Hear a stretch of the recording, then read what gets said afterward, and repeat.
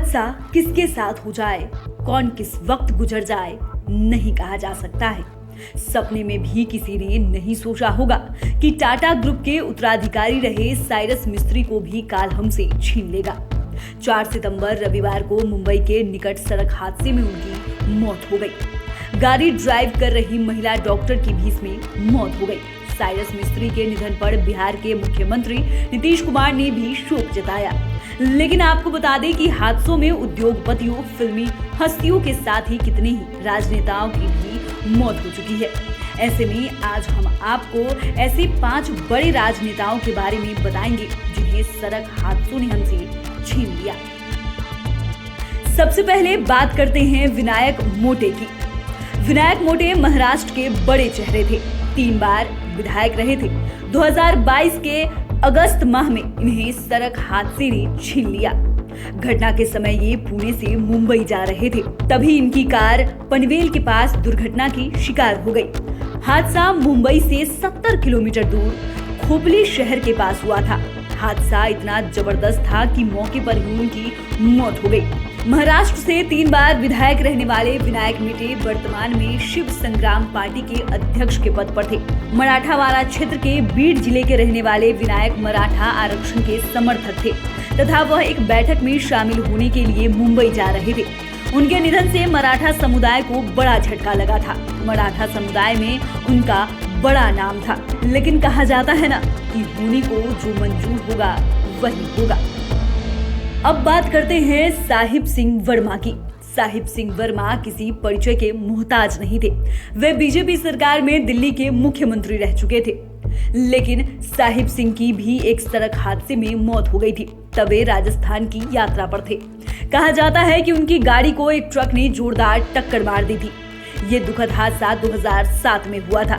राजस्थान यात्रा के दौरान वे सीकर जिले के निमका थाना स्थित एक स्कूल में आयोजित कार्यक्रम में शामिल हुए थे। स्कूल में भूमि पूजन का आयोजन किया गया था। उसी कार्यक्रम में शामिल होकर वे कार से दिल्ली वापस लौट रहे थे, लेकिन किस्मत को तो कुछ और ही मंजूर थी। दरअसल स्कूल से लौटने के क्रम में अलवर जिले में भीषण हादसा हो गया। उनकी गाड़ी के सामने से आ रहे ट्रक से टक्कर हो गई। इसमें मौके पर ही उनकी मौत हो गई थी। कहा जाता है कि दिल्ली के पूर्व मुख्यमंत्री साहिब सिंह वर्मा की शख्सियत चट्टान जैसी थी। वे मन में जो ठान लेते थे उसे पूरा कर कर ही मानते थे।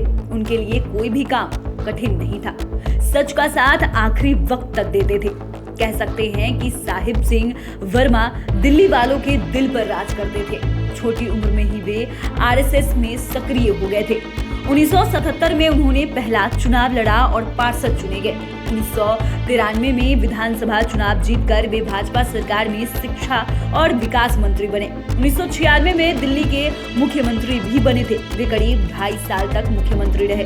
इसके बाद वे सरकार की एनडीए सरकार में लेबर मिनिस्टर बने थे। अब बात करते हैं राजेश पायलट की। राजेश पायलट कांग्रेस के एक जमाने में कद्दावर नेता थे। कांग्रेस में उनकी तूती बोलती थी। राजीव गांधी से उनकी गहरी दोस्ती थी। वे जो कहते थे राजीव गांधी सुनते थे। राजस्थान के रहने वाले राजेश पायलट के बारे में भी लोगों ने कभी नहीं सोचा होगा कि 11 जून 2000 इनके लिए काल बनकर आएगा। उसी दिन ये मनहूस खबर आई कि राजेश पायलट नहीं रहे। राजस्थान से लेकर दिल्ली तक कोहराम मच गया। राजस्थान के दौसा से जयपुर लौटते समय इनकी कार हादसे की शिकार हो गई थी। राजेश पायलट इंडियन एयरफोर्स में पायलट भी रह चुके थे। साथ ही जब वे पॉलिटिक्स में आए तो इसमें भी वो छा गए थे। देखते ही देखते वे किसानों के कद्दावर और अगुआ नेता बन गए। हालांकि पॉलिटिक्स में आई गिरावट को लेकर वे काफी दुखी रहते थे। राजेश पायलट ने कांग्रेस में रहते हुए एक बार कहा था कि पार्टी में जवाबदेही और पारदर्शिता नहीं रही है, कुर्सी को सलामी दी जाने लगी है। एक बार तो उन्होंने सीधे गांधी परिवार को चुनौती दे दी थी। इसके बाद भी उन्होंने ना कांग्रेस से नाता तोड़ा था और न ही राजीव गांधी से उनकी निकटता ही कम हुई थी। वे पॉलिटिक्स में एंट्री से लेकर अपनी अंतिम सांस तक कांग्रेस ही बने रहे। देश के राष्ट्रपति रह चुके ज्ञानी जेल सिंह को भी काल ने हम लोगों से छीन लिया था। इनकी भी एक सड़क हादसे में मौत हो गई थी। 29 नवंबर 1994 की तारीख थी। वे पंजाब के रोपड़ जिले में कार से कहीं जा रहे थे। इसी दौरान कीरतपुर साहिब के पास उनकी कार को ट्रक ने जोरदार टक्कर मार दी थी। इस हादसे में ज्ञानी जैल सिंह को भी गंभीर चोटें आई थी। डॉक्टर ने उन्हें बचाने का काफी प्रयास किया, लेकिन उन्हें सफलता नहीं मिली। उनकी इलाज के दौरान मौत हो गई थी। बता दें कि ज्ञानी जैल सिंह भारत के पहले सिख राष्ट्रपति थे। उन्होंने 1982 से 1987 तक इस पद पर काबिज रहे थे। राष्ट्रपति बनने से पहले वे पंजाब के मुख्यमंत्री भी बने थे। वे केंद्र की राजनीति में भी काफी सक्रिय रहे थे। भारतीय राष्ट्रीय कांग्रेस पार्टी के साथ एक राजनेता के तौर पर उन्होंने कई बड़े काम किए थे, जिससे पार्टी ने खुश होकर उन्हें नई जिम्मेदारियां भी दी थी। उन्होंने 1983 से 1986 तक गुटनिरपेक्ष आंदोलन के अध्यक्ष के रूप में भी कार्य किया था।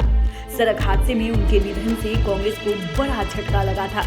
हालांकि उनकी एक्सीडेंट को लेकर भी सवाल उठते रहे थे। अब बात करते हैं गोपीनाथ मुंडे की। महाराष्ट्र की पॉलिटिक्स में इनका बड़ा नाम था और नरेंद्र मोदी की सरकार के पहले टर्म में ये केंद्र में मंत्री भी थे। मंत्री रहते हुए भी सड़क हादसे में चल बसे थे। 3 जून 2014 को उनकी कार दुर्घटनाग्रस्त हो गई थी। दरअसल बीजेपी नेता और मोदी सरकार में मंत्री रहे गोपीनाथ मुंडे सुबह के समय एयरपोर्ट जा रहे थे, तभी उनकी कार को दूसरी कार ने टक्कर मार दी। सड़क हादसे के दौरान हार्ट अटैक से उनकी मौत हो गई थी। उनके निधन से बीजेपी को बड़ा झटका लगा था। कहा जाता है कि यदि मुंडे जीवित रहते तो आज बीजेपी को महाराष्ट्र की पॉलिटिक्स में ऑपरेशन लोटस चलाने की जरूरत ही नहीं पड़ती। गोपीनाथ मुंडे का पूरा नाम गोपीनाथ पांडुरंग मुंडे था। उनका जन्म 12 सितंबर 1949 को महाराष्ट्र के बीड जिले के परली गांव में पिछड़े वर्ग के एक साधारण किसान परिवार में हुआ था। बचपन में तमाम तकलीफों के बीच पढ़ाई करने वाले मुंडे की कॉलेज के दिनों में प्रमोद महाजन से मुलाकात हुई। वे छात्र राजनीति में सक्रिय हुए। आगे चलकर बतौर बीजेपी नेता उनकी और महाजन की जोड़ी काफी मशहूर हुई। 1978 में मुंडे ने प्रमोद महाजन की बहन प्रज्ञा महाजन से विवाह किया और राजनीति की सीढ़ियां चढ़ते गए। इसके बाद वे पीछे मुड़कर नहीं देखे। तो फिलहाल के लिए इतना ही। अगर आपने अभी तक चैनल को सब्सक्राइब नहीं किया है तो सब्सक्राइब करिए। वीडियो देखने के लिए आपका धन्यवाद।